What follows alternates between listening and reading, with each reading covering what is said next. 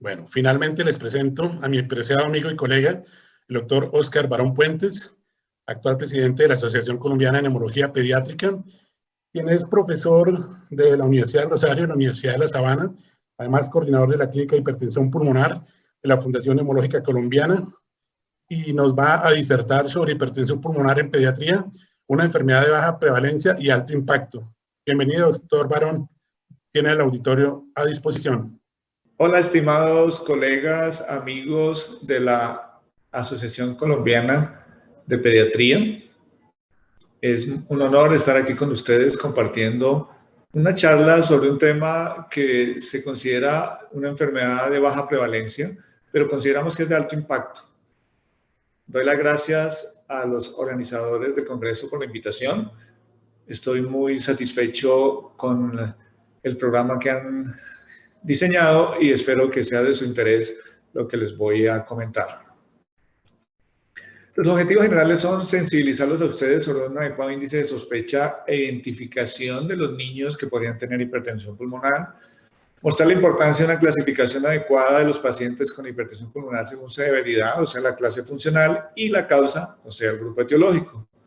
También conocer el proceso de diagnóstico de la enfermedad y su importancia para su manejo, ya que el diagnóstico específico influye sobre el manejo que le vamos a dar al paciente. Vamos a destacar las particularidades de la hipertensión pulmonar en la edad pediátrica. Sabemos que muchos de los conocimientos que tenemos de hipertensión pulmonar son derivados de la investigación de adultos, pero poco a poco hemos ido aprendiendo de la hipertensión pulmonar en pediatría y hoy podemos hacer un abordaje y un manejo mucho más específico. Vamos a reconocer las entidades clínicas que más frecuentemente se asocian a hipertensión pulmonar pediátrica y vamos a revisar los principios básicos de terapia farmacológica y no farmacológica actual y su perspectiva futura, es decir, cuál es el impacto en la calidad de vida y en la supervivencia de los pacientes. Recordemos que la hipertensión pulmonar es una enfermedad donde se aumenta la presión pulmonar en las arterias pulmonares. Son desórdenes crónicos de baja prevalencia que afectan la vasculatura pulmonar, en particular la estructura y su funcionamiento. Entonces, es muy importante tener en cuenta que estos pacientes tienen una afectación progresiva de la circulación pulmonar y el resultado final es un daño en el ventrículo derecho si no se hace el abordaje adecuado. Perdón, les pongo el pointer para poderles señalizar lo que les estoy diciendo. Generalmente está asociado con una enfermedad cardíaca de base o enfermedad pulmonar crónica. Recuerden que, por ejemplo, la displasia pulmonar es una de las causas más importantes de hipertensión pulmonar. El pronóstico depende de un estudio oportuno y manejo apropiado. Es básico tener en cuenta esto. Y hay que valorar la presión pulmonar independientemente de la raza, del sexo, y que es influenciada levemente por la edad. Sabemos que los niños pequeños, los recién nacidos, tienen una presión pulmonar mucho más alta que va resolviendo a medida que crecen. Recordemos que la vasculatura pulmonar es un sistema de baja resistencia, alta capacitancia. Está preparado para recibir grandes variaciones de presión con mínimas modificaciones, grandes variaciones de flujo con mínimas modificaciones de presión. Es decir, eso tiene una alta tolerancia. Se ha decidido, se ha definido que la presión arterial media en reposo es de 14 milímetros de mercurio, más o menos 3. Esto ha llevado a un cambio en la definición de la presión mínima necesaria para definir la presión pulmonar.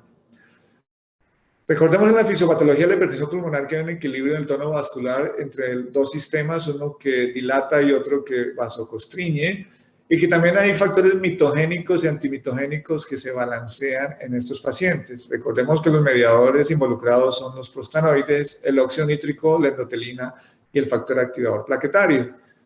La vía endotelina aumenta la proliferación y la vasoconstricción. La vía de la prostaglandina disminuye el tono vascular aumenta el tono vascular, lo que lleva a una vasoconstricción. Y el óxido nítrico tiene un efecto vasodilatador de tal manera que su déficit tiene un efecto vasoconstrictor. Esto visto desde el punto de vista de la célula endotelial, pues se ve así. La vía de la endotelina tiene un efecto vasoconstrictor y se puede inhibir con antagonistas de receptores de endotelina. La vía del óxido nítrico viene por un precursor que es la L-arginina, la cual es estimulada por el oxígeno para la producción de óxido nítrico que disminuye el GMP cíclico, lo cual lleva a un efecto vasodilatador. Y el ácido araquidónico por la vía de las prostaciclinas aumenta el AMP cíclico, produciendo un efecto vasodilatador e inhibidor de la proliferación celular. De tal manera que no es solamente el efecto agudo vasodilatador, sino el efecto a largo plazo en la remodelación de la arteria pulmonar, lo cual lleva al daño del endotelio. Recordemos que los derivados de prostaglandinas tienen un efecto vasodilatador muy potente y son los vasodilatadores más potentes que conocemos. Según el sexto simposio expertos de NISA del 2018, se definió que a partir de ese momento la presión arterial pulmonar media de 20 milímetros define que el paciente con hipertensión pulmonar, siempre y cuando la presión en cuña sea menor de 15 y la resistencia vascular pulmonar mayor de 3, lo cual se ha catalogado en niños como unidades por metro cuadrado de superficie corporal. También al incluir la resistencia vascular pulmonar se destaca que la elevación de la presión media se debe a una enfermedad vascular pulmonar y no a un estado hiperdinámico. Y definitivamente la hipertensión pulmonar postcapilar es aquella en la cual la presión arterial pulmonar media es mayor de 20 milímetros y la presión en cuña más de 25 con una resistencia vascular menor de 3. ¿Cuáles serían los factores predisponentes para esta disfunción endotelial en los niños? Pues recuerden, la hipoxia aguda y crónica puede generar disfunción endotelial, la acidosis metabólica, los radicales libres, los mediadores inflamatorios y el aumento del flujo sanguíneo pulmonar por un cortocircuito de izquierda a derecha, como ocurre en la mayoría de las cardiopatías congénitas en los niños, y también la fibrina derivada de la tromboembolia. ¿Cómo identificamos entonces que un niño puede tener hipertensión pulmonar? Pues hay datos clínicos muy claros, signos de bajo gasto cardíaco como cansancio al alimentarse, el niño que suspende la alimentación o suda mucho durante la alimentación, retraso pondestatural, respiración rápida, taquicardia, irritabilidad, convulsiones o eventos de muerte súbito. También se puede manifestar como espasmos de llanto por dolor torácico producido por la vasoconstricción. Los signos clínicos pues ya son muy conocidos como cianosis, sobre todo con ejercicio, presencia de síncope o episodios de muerte súbito, edema periférico, ingurgitación yugular, S2 reforzado, soplo sistólico tricuspideo o soplo diastólico, insuficiencia pulmonar, hepatomelaria y por supuesto hipocratismo digital. También estos pacientes pueden manifestar cansancio fácil o astenia, disnea de esfuerzo, dolor torácico, síncopes o desmayos o un retraso en el desarrollo pondestatural. Hay que tener en cuenta todos estos aspectos y ligado a factores de riesgo del paciente, pues podemos configurar la posibilidad de este diagnóstico y necesidad de estudio clínico. Recordemos que existe la clasificación funcional de la Academia del Corazón de Nueva York, que va de clase 1 a clase 4. Esta clasificación es aplicable a niños mayores, pero es muy difícil de aplicar a niños pequeños. Por lo tanto, se estableció una clasificación pulmonar para niños a partir del año 2016, donde a partir de 5 parámetros y dividido por grupos de edad de 0 a 6 meses, de 6 meses a 1 año, de 1 a 2 años, de 2 a 5 años o de 5 a 16 años, y a partir de parámetros como el desarrollo pondestatural, la actividad física, el retraso en el crecimiento, o el compromiso en la capacidad para rendir en el colegio, podemos determinar el estado funcional de este paciente. ¿Cómo es la aproximación diagnóstica para estos niños? Tener en cuenta desencadenantes como antecedentes neonatales negativos, infecciones respiratorias recurrentes o neumopatías crónicas que lleven a una hipoxemia crónica, viajes o vivir en altura, historia familiar de hipertensión pulmonar o cardiopatías congénitas, enfermedades del tejido conectivo, alteraciones del sueño o la presencia de trombosis arterial o venosa, que aunque es rara en niños, hay que tenerla en cuenta. También en los adolescentes, sobre todo en mujeres, uso de norexígenos o de inhibidores de la recaptación de la serotonina. ¿Cómo sería el abordaje de estos pacientes a partir de una adecuada historia clínica? Iniciaríamos por una radiografía de tórax en donde visualizaríamos en primer lugar el tamaño y forma de la arteria pulmonar y de los vasos pulmonares, la presencia o no de cardiomegalia y el tamaño de la arteria pulmonar y la presencia de signos de hipoperfusión distal en las ramas pulmonares. Luego haríamos un ecocardiograma, que es un estudio básico que no solamente es de tamizaje, sino también de seguimiento. Hoy por hoy se considera que es un estudio con capacidad diagnóstica porque al evaluar la presión sistólica en el ventrículo derecho y determinar que tiene más de 40 milímetros de mercurio, eso soporta el diagnóstico. Si además de eso tiene disfunción ventricular o anomalías anatómicas y sobre todo presencia de cardiopatías congénitas, esto nos puede dar perfectamente un diagnóstico que, aunque es aún un diagnóstico de sospecha, puede ser suficiente para iniciar tratamiento en algunos pacientes mientras se toman los estudios definitivos. El electrocardiograma, aunque tiene baja sensibilidad y especificidad, a veces nos ayuda para ver signos de crecimiento auricular derecho, desviación del eje a la derecha, hipertrofia ventricular derecha y presencia de arritmias que nos ayuda a evaluar al paciente. También podemos hacer imágenes radiológicas de las vías aéreas superiores para indagar la presencia de obstrucción que explique hipoxemias refractarias, como en los pacientes que tienen hipertrofia adenoamigdalina, que puede ser una causa de apneas obstructivas del sueño que lleven finalmente a hipertensión pulmonar. También podemos hacer exámenes radiológicos especializados como TAC de tórax contrastado para visualizar la presencia de masas y el estado del parénquima. Puede ser un estudio previo al cateterismo cardíaco. Muchos cardiólogos se orientan por los datos del TAC de tórax para hacer un cateterismo dirigido. También podemos hacer estudios de gammagrafía, de ventilación, perfusión cuando hay sospecha de tromboembolia pulmonar y podemos hacer angiografía pulmonar para descartar TEP o como un manejo prequirúrgico para los pacientes con esta patología.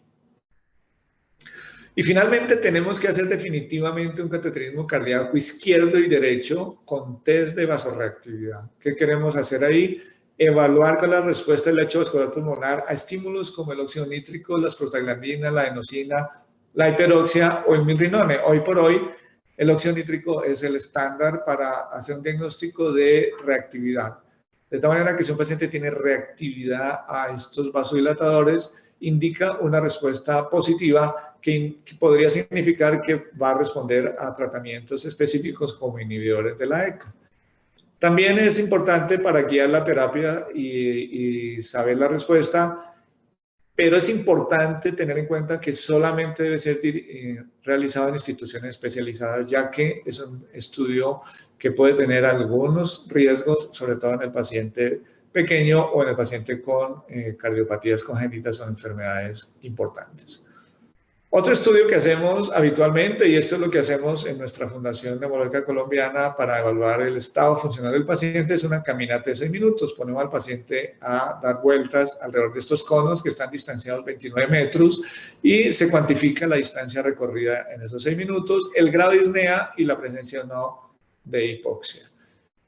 Es una evaluación adecuada de la capacidad funcional y la tolerancia al ejercicio. Es sencilla, barata, fácil de implementar. No se necesita pues, un pasillo especial, puede ser en cualquier pasillo del hospital. Es fácil de interpretar y está recomendada para evaluar el estado funcional y la evolución de la hipertensión pulmonar, ya que es una prueba que está bien estudiada, bien validada, de fácil realización, es reproducible, es bien tolerada y es de buena correlación con las actividades cotidianas. Nos sirve para evaluar la evolución de la enfermedad y nos sirve como factor pronóstico para evaluar el estado clínico del paciente.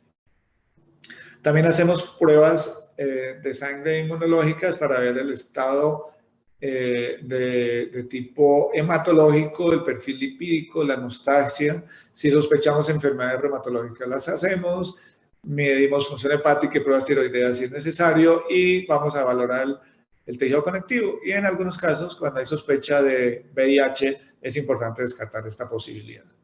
También hacemos pruebas de función tiroidea, screening autoinmune, sobre todo anticuerpos antinucleares, anticentrómero para descartar enfermedades del colágeno. Y también hacemos biomarcadores como el péptido natriurético cerebral, que es un indicador del estrés o de la sobrecarga de la fibra miocárdica y que nos dice cómo está la condición del ventrículo derecho en estos pacientes. Es un marcador pronóstico confiable y es un determinante de riesgo. El paciente que tiene un péptido natriurético cerebral o un ProBNP aumentado es un paciente que tiene un mal pronóstico. También últimamente se ha postulado el ácido úrico como una forma de evaluar a estos pacientes. En lactantes descartamos errores del metabolismo congénito, como perfil de aminoácidos en sangre, orina, líquido cefalorraquídeo. Hay que descartar trastornos aspirativos en estos niños porque se ha visto una relación entre reflujo gastroesofágico y alteraciones de la deglución y presencia de hipertensión pulmonar. Y también hay que tener en cuenta que los pacientes que tienen síndromes polimalformativos o antecedentes de prematología o patología pulmonar severa, hay que evaluarlos de manera integral. La biopsia pulmonar ya no la hacemos de rutina, es muy raro. Antes era un estándar, ya se dejó de usar. Hoy día con los biomarcadores tenemos más información y con la reactividad del oxígeno durante el cateterismo tenemos mejor información fisiológica del paciente. La evaluación genética es muy importante porque hoy en día sabemos que un alto porcentaje, hasta el 30% de los pacientes en edad pediátrica tienen hipertensión pulmonar de carácter heredofamiliar y es importante la evaluación genética en aquellos donde no encontramos una causa específica de la enfermedad. Y también hacemos estudio de sueño con oximetría cuando sospechamos apneas obstructivas del sueño. Este es el algoritmo que proponemos para estos pacientes. Entonces, a partir de una sospecha clínica, hacemos el estudio inicial con electrocardiograma, radiografía, ecocardiograma para la sospecha. Si todo esto está normal, descartamos la enfermedad. Si es positivo y el ecocardiograma sugiere hipertensión pulmonar, se evalúa la función cardíaca izquierda y el daño valvular. Si esto no es la respuesta, hacemos una prueba de función pulmonar y polisonograma para buscar enfermedades pulmonares o del tejido conectivo o enfermedad neuromuscular o alteraciones restrictivas de la pared torácica. Si la prueba de función pulmonar y polisonograma es positiva, hacemos una prueba de ventilación perfusión. Si esta es positiva, hacemos un cateterismo cardíaco para hacer un abordaje. Podemos hacer abordaje de las enfermedades del tejido colágeno, hipercoagulabilidad, enfermedad hepática, hemoglobinopatías y otras. Y, como les digo, hacemos una prueba de caminata de 6 minutos para evaluar la función pulmonar. Tener en cuenta que la pulsoximetría nos da mucha información, al ser una prueba sencilla, no invasiva, barata, proporciona información relevante sobre etiología. Si hay cianosis, podemos hacer diagnóstico diferencial por la diferencialidad de la saturación en las dos extremidades, informa sobre la condición basal del enfermo. Es importante tomar inicialmente en mano y pies para ver diferenciales que nos muestren si hay cardiopatías con derivaciones de izquierda a derecha y también para ver el trastorno del sueño y trastornos ventilatorios durante el sueño. Y finalmente, lo que hacemos para poder definir la categoría del paciente es establecer el riesgo del paciente y con base en estos parámetros, falla ventricular derecha, progresión de síntomas, presencia o no de síncope, el desarrollo postestatural, la clase funcional del paciente, los niveles de péptido natriurético cerebral, los hallazgos de ecocardiografía y hemodinamia, podemos establecer si el paciente está en bajo riesgo o en alto riesgo y con base en esto definimos el seguimiento que necesita el paciente y el tratamiento que necesita el paciente. Un paciente bajo riesgo se puede iniciar con tratamiento con un solo vasodilatador y seguimiento cada 3 o 4 meses. Y el paciente de alto riesgo necesita un seguimiento mucho más cercano, generalmente inicia con tratamiento biconjugado, y es un paciente que hay que seguir mucho más de cerca y hacerle controles más cercanos. Entre los factores de riesgo para el desarrollo de hipertensión pulmonar les menciono vivir en grandes alturas o reciente traslado a grandes alturas, predisposición genética, y hoy en día se sabe mucho acerca de la enfermedad vascular pulmonar asociada al síndrome de Down. Se ha establecido que en el síndrome de Down hay una cantidad de factores angiogénicos que son negativos para el paciente y que favorecen la aparición de hipertensión pulmonar. La exposición prolongada a hipoxia, la asfixia perinatal, el consumo de psicoactivos, el consumo de tranquilizantes mayores, vivir en un ambiente hipovárico o enfermedades concomitantes como apnea obstructiva del sueño, displasia broncopulmonar, hernias diafragmáticas o cardiopatías congénitas. Finalmente, las poblaciones de riesgo pues las tenemos bien identificadas, las cardiopatías, las hereditarias, la enfermedad por VIH, la hipertensión portal, enfermedades del tejido conectivo y la exposición a anorexígenos. Y finalmente hacemos un estudio genético. Esto se viene haciendo desde hace ya bastantes años. Se ha ido aprendiendo cada vez más de esto. Se sabe que el estudio genético se ha vuelto un estudio básico para el paciente que no tiene una causa bien determinada, y se ha establecido que hasta el 30-35% de los pacientes tienen alteración genética, y se han establecido también una serie de genes asociados. El más conocido es el BMPR2, que está asociado a la hipertensión hereditaria o hipertensión idiopática, el ALK1, que también es de carácter autosómico dominante, y este ENG. Y hay una serie de otros factores, como este TBX4, que también es autosómico dominante. De tal manera que si tenemos antecedente familiar de hipertensión pulmonar en el niño, o hermanos que han muerto por causa súbita o por enfermedad respiratoria no explicada o una hipertensión pulmonar, debe hacerse un estudio genético.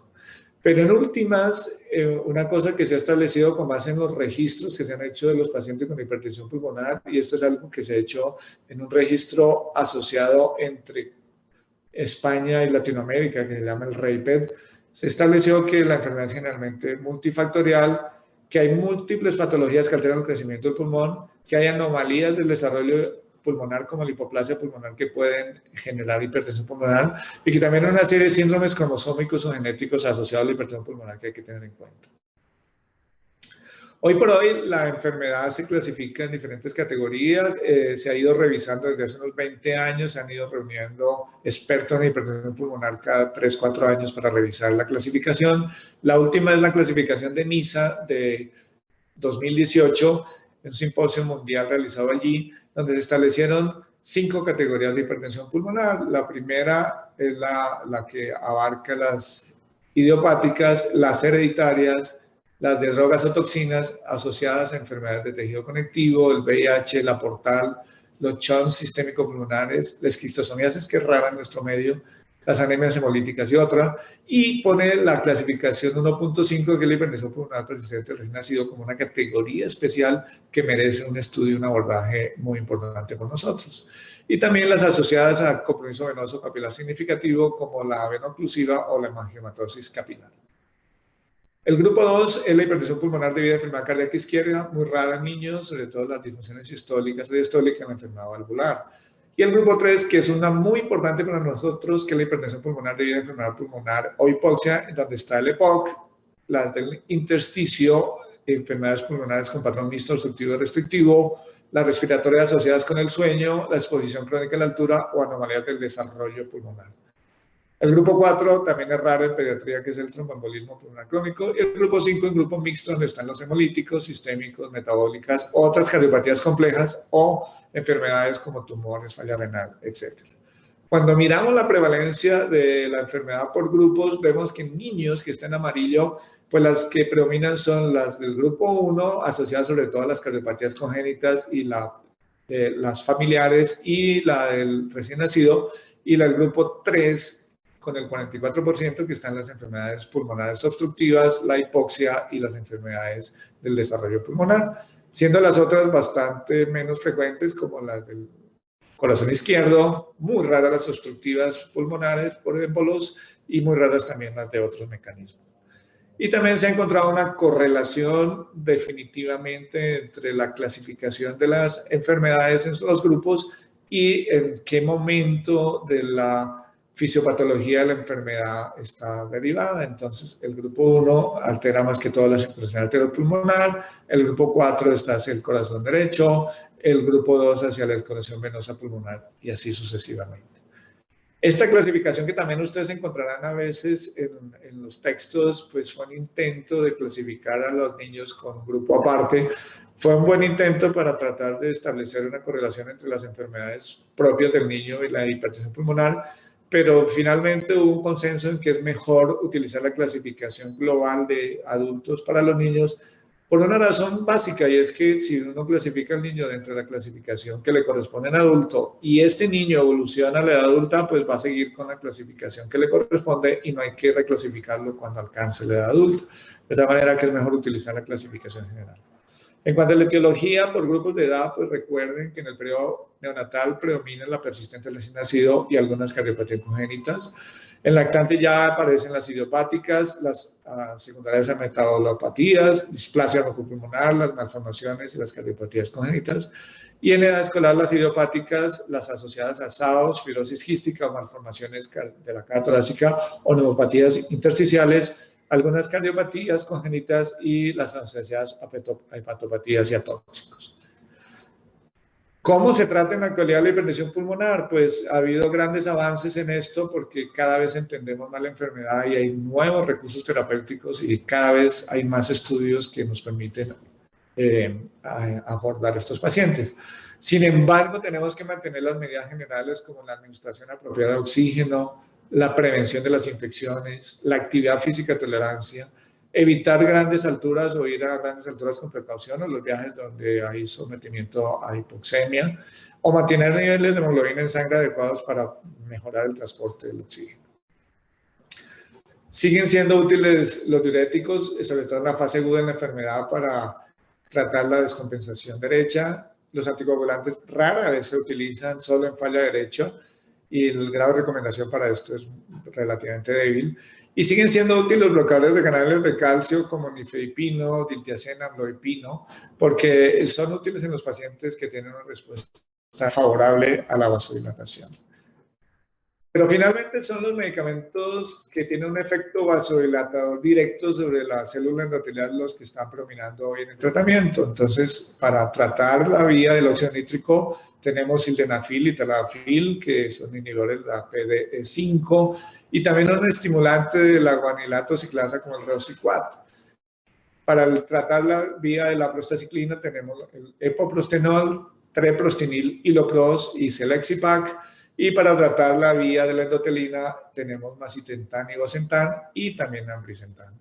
Total que tenemos cerca de 12 medicamentos disponibles para tratar a estos pacientes y se usan de acuerdo a las características del paciente, a su fisiopatología, a su vida involucrada y también a la respuesta al tratamiento. Generalmente comenzamos con monoterapia, pero hoy en día hay una tendencia a que iniciemos en la gran mayoría de pacientes con terapia dual que da mejores resultados clínicos y mejor pronóstico.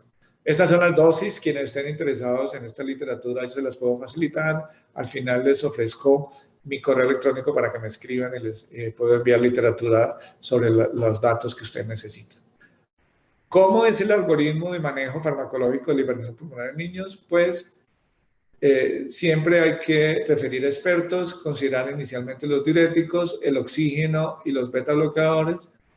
Pero empezamos por una prueba de reactividad vascular aguda que se hace durante el cateterismo. Si es positiva, se ofrece la posibilidad de tratar al paciente con los inhibidores de los canales de calcio. Si hay mejoría, se continúa.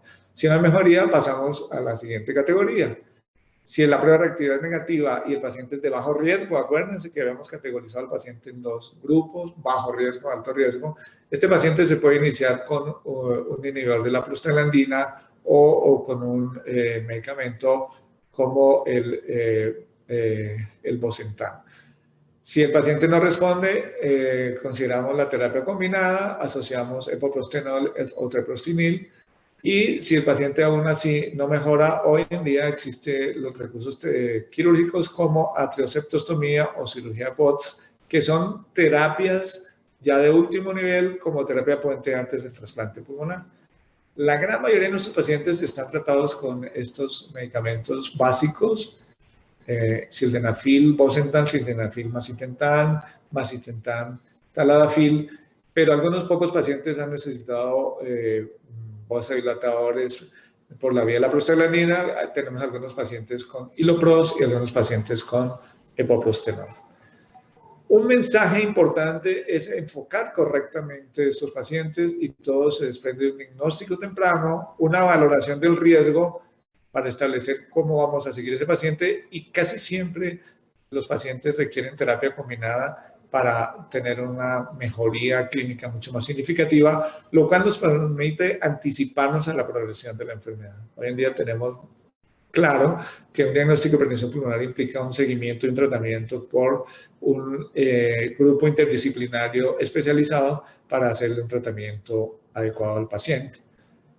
¿Cómo sería la evolución del pronóstico de estos pacientes? Pues hay que hacer un seguimiento clínico frecuente, les decía, bajo riesgo cada 3 meses, alto riesgo cada mes. Se evalúa el nivel de oxigenación, la tolerancia al ejercicio por medio de evaluación clínica o funcional y los síntomas. Y deben ser evaluados periódicamente las cifras de presión. Hacemos ecocardiograma cada 6 meses o cada año.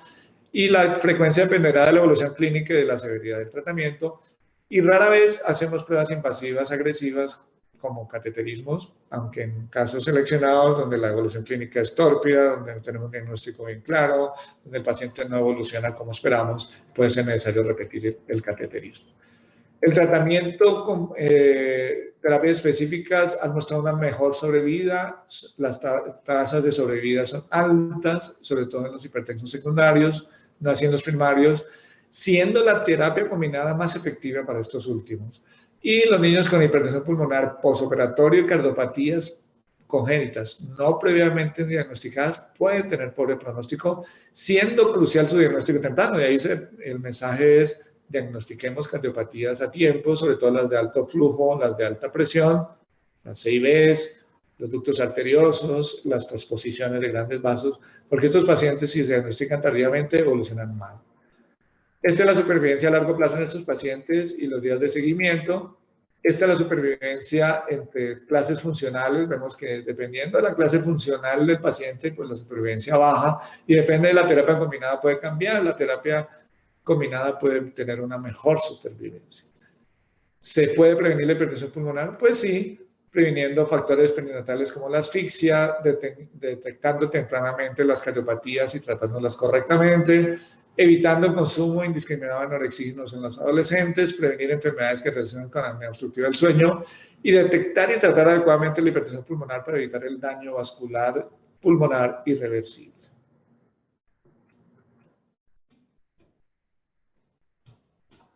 Conclusiones y recomendaciones: siempre sospechar de estudiar la hipertensión pulmonar cuando los síntomas del niño lo sugieren. Es preferible hacer un ecocardiograma y que salga normal a dejar a un paciente esto sin diagnóstico. Recuerden que la hipertensión pulmonar puede aparecer a cualquier edad y aunque las etiologías varían, pues hay que estarla indagando en cualquier paciente con síntomas clínicos sugestivos. Valorar probabilidad de hipertensión pulmonar en todos los grupos de riesgo que les mencionaba, los que vienen a gran altura, los de las cardiopatías, los de uso de anorexígenos, los que tienen enfermedad hepática y síndrome hepatopulmonar. Es necesario acompañarse un grupo multidisciplinario en la gran mayoría de los casos para hacer un estudio completo y siempre tratar la hipertensión pulmonar adecuadamente, y si la severidad lo amerita, mejor remitir a un centro especializado para que continúen el seguimiento. Y lo último positivo es que el pronóstico y la sobrevida han mejorado gracias a diagnósticos más tempranos, tratamientos más efectivos y seguimiento especializado. Entonces, el mensaje final es: sí es posible mejorar la calidad de vida del paciente y la supervivencia de estos pacientes, y gracias a los tratamientos y a los diagnósticos y a los estudios actuales se puede lograr. Por último, darles un mensaje de parte de la Asociación Colombiana de Neumología Pediátrica, de la Asociación Colombiana de Hipertensión Pulmonar, que sigue trabajando por estos pacientes, la Fundación Neumológica Colombiana, donde podemos ofrecer la atención a estos pacientes si ustedes lo necesitan, y la Universidad del Rosario. Este es mi correo electrónico para que me escriban y me den sus dudas, sus inquietudes o para solicitud de algún material que estén interesados. Y de nuevo, darles las gracias a ustedes por la asistencia y de nuevo las gracias a la Sociedad Colombiana de Pediatría por la invitación a esta charla. Muchas gracias. Feliz día para todos.